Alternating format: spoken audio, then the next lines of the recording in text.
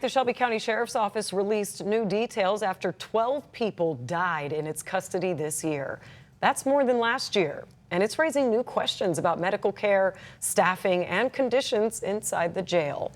ABC 24's Ezekiel Telemaco breaks down the report. Ezekiel.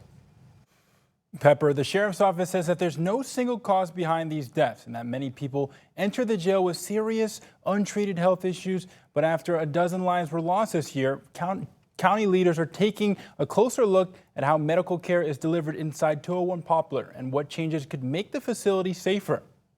The new report details all 12 in-custody deaths reported this year. Some people died inside the jail, while others were moved to local hospitals before they passed away. Causes of death range widely, from suspected fentanyl toxicity and suicide to pneumonia and heart complications. In one case, the medical examiner could not determine a cause of death. 4 autopsies are still pending. The office also emphasizes that deputies do not provide medical care. Health services are run by a private provider chosen through Mayor Lee Harris's administration. Deputies do not create treatment plans, make medical decisions, or control staffing levels. Another factor, more people are being booked. In September, combined arrests at 201 Poplar and Jail East were up 14% compared to last year. By October, after the Memphis Safe Task Force launched, arrests were up by 42% over last year. That's according to the Shelby County Sheriff's Office. In early November, Sheriff Bonner spoke to ABC 24, breaking down how 201 Poplar has worsened since the arrival of the Memphis Safe Task Force.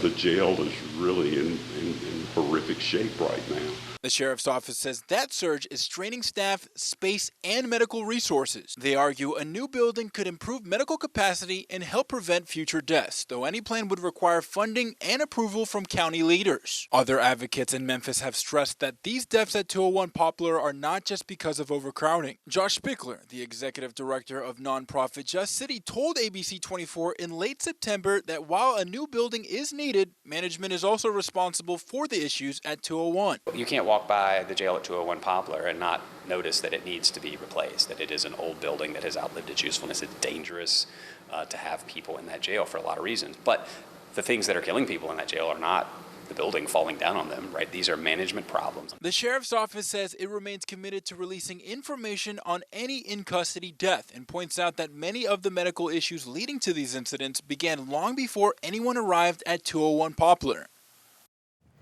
We reached out to Mayor Lee Harris's office and Sheriff Lloyd Bonner for their response to these new details, including what improvements they say are the most urgent. Count on ABC 24 to follow as we continue pressing answers and exploring solutions as to what can help this situation. Live in the studio, I'm Ezekiel Telemaco.